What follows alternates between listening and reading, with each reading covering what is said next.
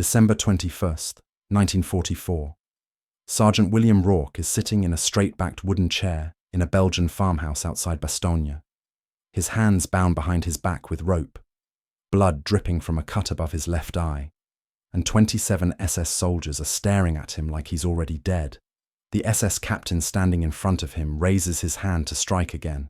Rourke looks the captain in the eye and smiles. Then he says, in perfect German, "You should have searched for me better." 47 seconds later, 23 of those 27 SS soldiers will be dead. But this is getting ahead of our story. Let's talk about what happens when you fall into the hands of the Waffen-SS during the Battle of the Bulge. The SS are not regular Wehrmacht soldiers. They are ideological fanatics, Hitler's elite, men who have sworn personal oaths to the Führer and who see the war as a racial crusade. By December 1944, they knew Germany was losing. They know the Americans and British are advancing from the west while the Soviets close in from the east. They know the war will end within months, and that knowledge makes them more dangerous, not less. A captured American soldier facing regular Wehrmacht troops can expect treatment consistent with the Geneva Convention. Interrogation, yes. Imprisonment in a POW camp, yes. But survival is likely. A captured American facing the SS can expect nothing. The Malmedy massacre happened 2 weeks ago, on December 17th, when SS soldiers from the 1st SS Panzer Division executed 84 American prisoners in a field, shooting them down with machine guns and finishing the wounded with pistols. The news has spread through every American unit in the Ardennes. Every soldier knows what capture by the SS means. It means you don't come home. The SS interrogate prisoners not to gather intelligence, but to demonstrate power. They beat you. They mock you. They make you watch while they decide how you'll die. And there is no escape. SS interrogation centers are fortified positions staffed by multiple guards, surrounded by larger units, located miles behind German lines. The mathematics are simple and brutal. If the SS captures you, you die. There are no exceptions. William Patrick Rourke is 28 years old, and he has a secret that not even the United States Army knows. He was born in the Bronx, New York, in 1916, to an Irish immigrant father and a German immigrant mother. His mother, Greta Rourke, was born Greta Schneider in Munich in 1895. She emigrated to America in 1912, married William's father in 1914, and raised her son speaking 2 languages. At home, Greta spoke German. She taught William German nursery rhymes, German folk songs, German table manners. By the time William was 6 years old, he was functionally bilingual. By the time he was 12, he spoke German with a Bavarian accent that would pass for native in any city in southern Germany. When William enlisted in the army in 1942, he mentioned his German language skills on his enlistment form. The recruiter noted it. The file went to personnel, and then nothing happened. The army assigned him to the 101st Airborne Division as a regular infantry rifleman. No intelligence work, no interrogation duties, no special assignments. William didn't mind. He wanted to be a paratrooper, not a translator. He went through airborne training at Fort Benning, jumped into Normandy on D-Day with the 506th Parachute Infantry Regiment, fought through France and Holland, and arrived in Bastogne in December 1944, with 2 years of combat experience and a reputation as a solid, dependable NCO. On December 20th, his squad was conducting a reconnaissance patrol northwest of Bastogne when they walked into an SS ambush. 8 men in the patrol, 3 killed in the first 30 seconds, 2 wounded and captured, 3 escaped. William was one of the wounded. A rifle round grazed his skull, knocked him unconscious, and when he woke up, he was in the back of a German truck with his hands bound and an SS soldier pointing an MP40 at his chest. They drove him to a farmhouse 3 miles behind German lines. They dragged him inside.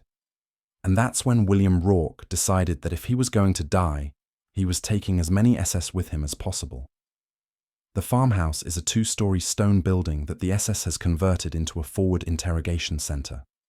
The ground floor has been cleared of furniture except for a single wooden chair in the center of the main room.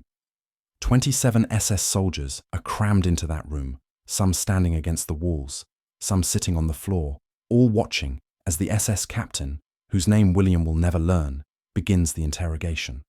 The captain speaks in German, asking standard questions. William's unit, his mission, the locations of American artillery positions.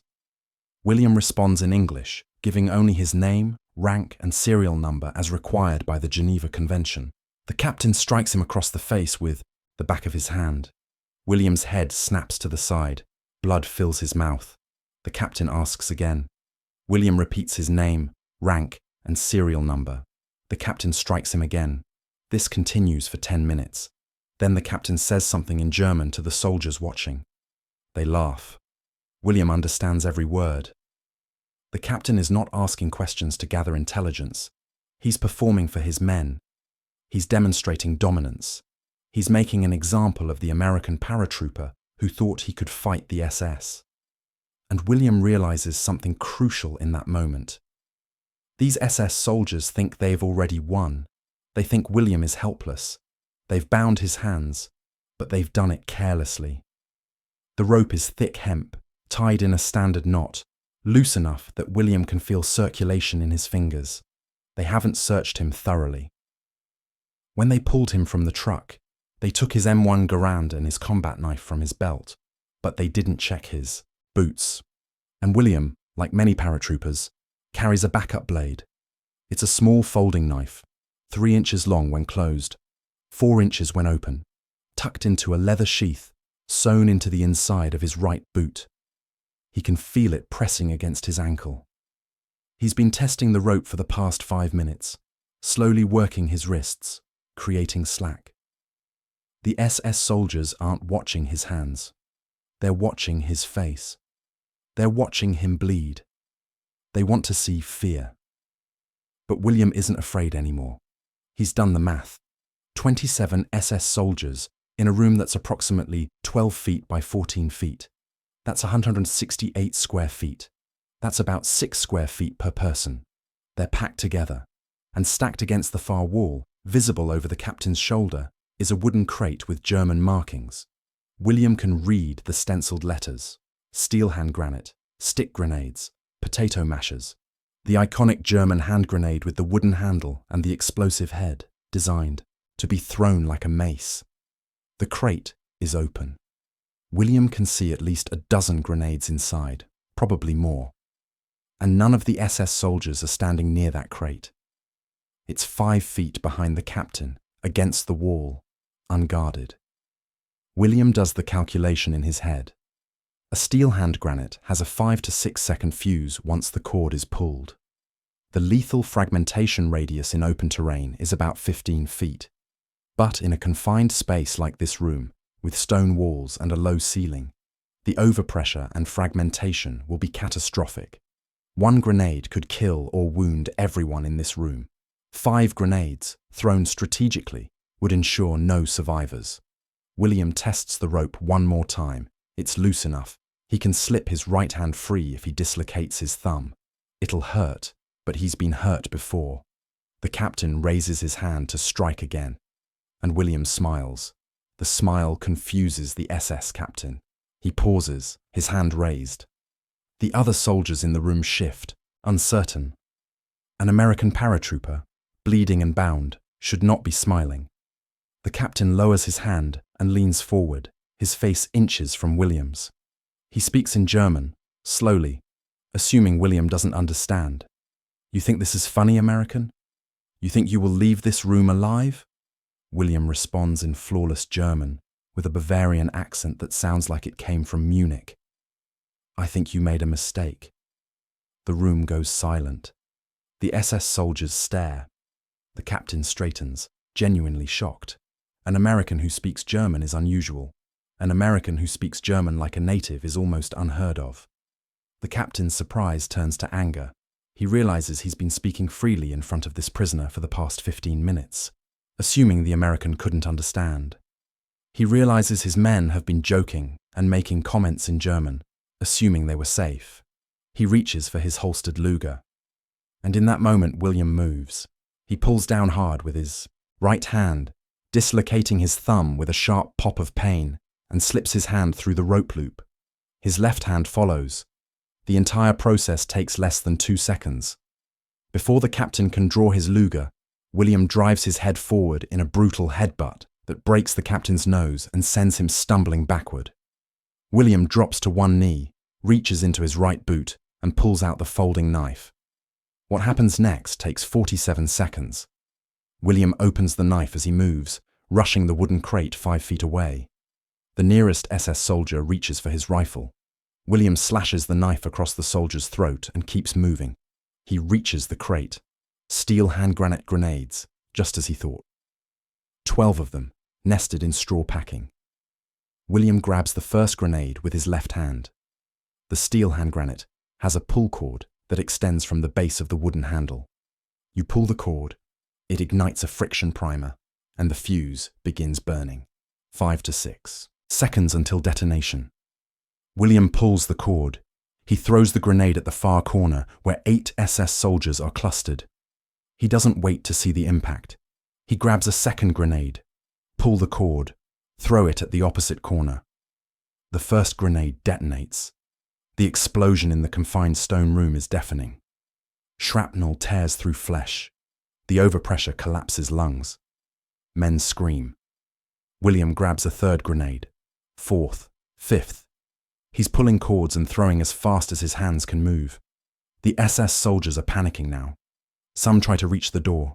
Some try to shoot, but the room is chaotic and smoke. The second grenade detonates, then the third. The room becomes an abattoir. Stone walls amplify the blast waves. Fragments ricochet and tear through multiple targets. William throws the fifth grenade directly at the captain, who is on his hands and knees near the chair. The grenade lands at his feet. The captain looks up at William. The grenade explodes. William turns and runs for the door. Behind him, the room is carnage.